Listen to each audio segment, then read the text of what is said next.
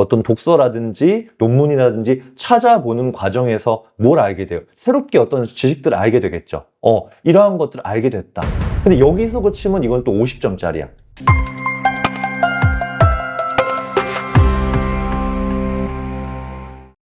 네, 학생들, 학부모 여러분 안녕하세요. 입시의 신개념 대체 아폴론 교육의 최동선 소장 인사드리겠습니다.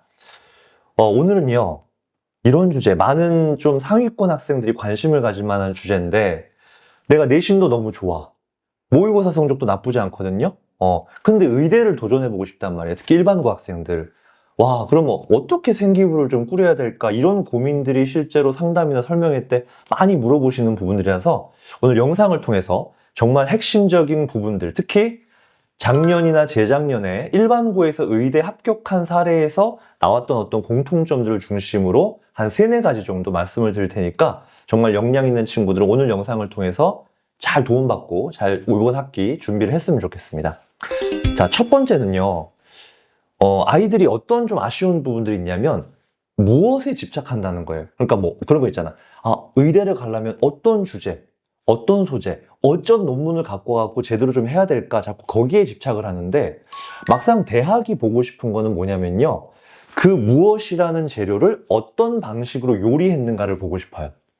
그럼 예를 들면 만약에 면역 시스템에 대해서 면역 시스템이라는 주제를 갖고 왔다라고 치면 면역 시스템의 구조와 기능과 뭐 T세포 뭐 이런 것들에 대해서 이해했다, 알게 됐다 이제 이렇게 적히는 게 중요한 게 아니라 수업 시간에 면역세포의 어떤 구조와 기능에 대해서 알게 됐는데 이제 그런 거 있잖아. 면역에서 이제 면역 뭐 거부 반응이라든지 아니면 뭐 알러지라든지 뭐 사이토카인 이런 거 들었을지 모르겠어요. 외부에 어떤 이렇게 뭐 항원이 들어왔을 때 과도하게 면역 시스템이 작동하는 그런 거에 대해서 왜 저렇지? 왜 저런 현상이 발생하는지 궁금해진 거야. 그래서 그걸 갖고 뭔가 이제 어떤 독서라든지 논문이라든지 찾아보는 과정에서 뭘 알게 돼요? 새롭게 어떤 지식들을 알게 되겠죠. 이러한 것들을 알게 됐다. 근데 여기서 그치면 이건 또 50점짜리야. 자, 알게 된 점을 바탕으로 여기서 호기심을 좀 더 확장을 해나갈 수가 있잖아요. 그렇다면 그런 부분에 대해서 혹시 유전적인 영향이 미치는 부분이 있을까? 이런 궁금증이 파생될 수도 있는 거고 아니면 그런 어떤 심한 알러지 효과에 대해서 현재 현존하는 어떤 의학적 치료 방법이나 기술이 존재하는가에 대해서 이어서 추가적으로 이렇게 호기심을 꼬리에 꼬리를 물고 하나의 이런 그 스토리로 이어나가는 학생들이 좋은 평가를 받았다는 걸 꼭 얘기해 주고 싶어요. 그래서 어떤 소재를 잡느냐에 너무 집착하지 마시고 그걸 어떤 식으로 내가 의문들을 확장하고 궁금증들을 해결해 나갔느냐 그 노력들을 보고 싶어 합니다. 왜냐하면 의사도 연구원이나 과학자 입장에서 봤을 때 문제들을 해결하려는 그런 노력들이나 의지들이 드러나야 되기 때문에 그런 것 같고 고등학생 입장에서 그런 부분들을 스스로 뭐 다짜고짜 선생님한테 질문했다 이런 게 아니라 어디 찾아보니까 검색하니까 나오더라 이게 아니라 본인이 계속 해결해 가면서 좀 뭔가 어느 정도 완성도를 높여가는 과정이 세특에 압축적으로 기재될 때 좋은 평가를 받았더라 이 부분을 좀 강조하고 싶습니다. 그래서요 이 주제는 사실 학생들끼리 겹칠 수가 있어요.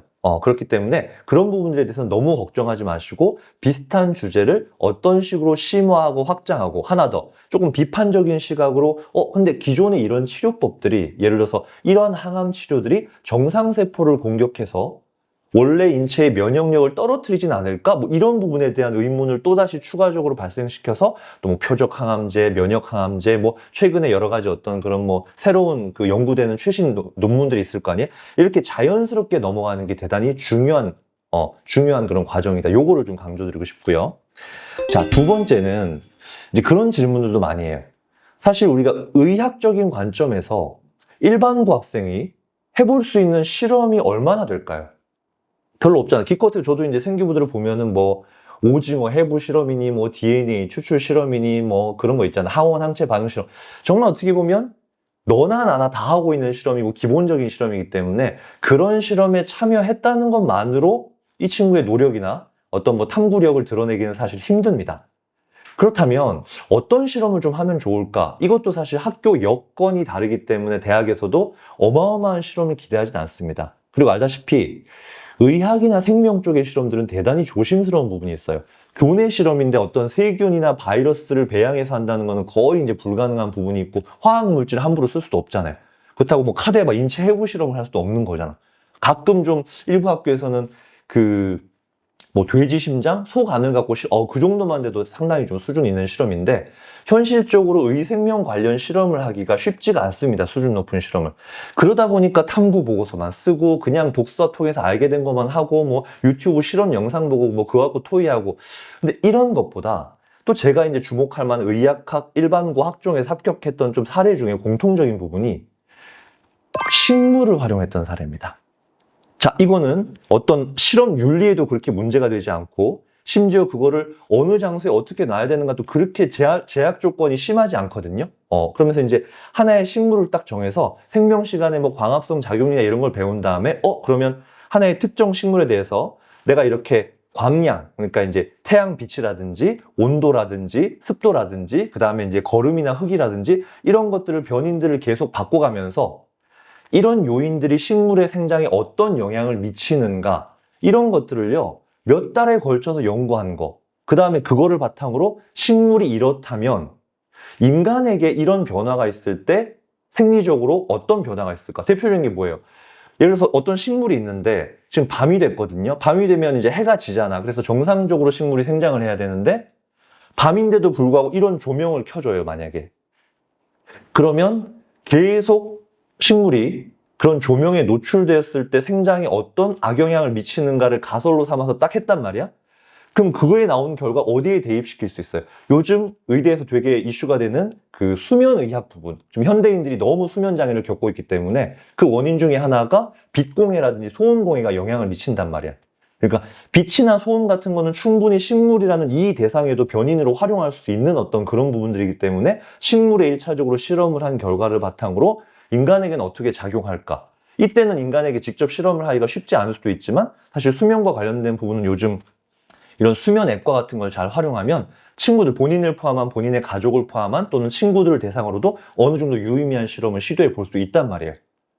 자, 그런데 내가 지금 얘기한 이런 실험들, 선생님 저거 기획하고 준비하고 뭐 이렇게 변인 바꿔주고 생각보다 시간도 많이 걸리고 힘들 것 같은데요 라는 생각이 들죠?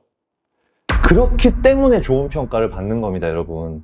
우리가 정말 최고의 내신을 받은 친구들은 그에 걸맞는 어떤 실험이나 탐구가 필요한데 딸랑 논문 몇 개 보고 거기서 요점 긁어갖고 그거 심지어 요즘은 뭐 생성형 AI 막 쓰잖아. 그런 거 독서의 어떤 부분을 보고 이해했다.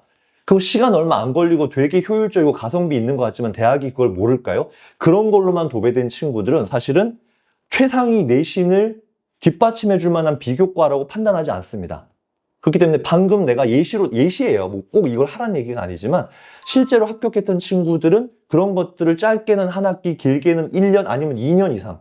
그래서 그런 친구들 중에는 내신만으로 봤을 때는 저렇게 인서울 의대나 약대를 합격하기에 되게 좀 어렵지 않을까라는 생각을 했는데 실제로 최저가 없는 곳에서 면접형으로 합격을 한 사례들도 있었고 면접에서 실제로 그런 프로젝트형 실험에 대해서 집중적으로 물어보더라. 이런 후기들이 많습니다. 그렇기 때문에 여러분들이 최소한 이런 실험, 저런 실험, 이런 탐구만 이렇게 나열하는 것보다 정말 제대로, 여기는 뭐 개인 프로젝트도 가능하지만 모둠으로 동아리 차원에서 실험을 기획하고 주도하는 것도 괜찮습니다. 그렇게 해서 중장기 프로젝트를 통해서 내가 이렇게 실험을 설계하고 수행하고 여기서 오류들을 계속 바꿔나가는 과정에서 어떤 과학자로서의 역량을 보여주면서 여기서 나온 데이터를 인간에게 대입시켜서 생리학, 병리학 측면에서 한번 이렇게 매치시켜 보는 거. 이런 것들이 물론 시간과 노력이 들겠지만 그렇기 때문에 좋은 평가를 받을 수 있다는 거. 그래서 정말 최고의 내신을 가진 친구들끼리 경쟁할 때 차별화 포인트가 된다는 거. 이 점을 좀 기억하실 필요가 있어요. 네. 힘드니까 좋은 결과를 얻는 겁니다.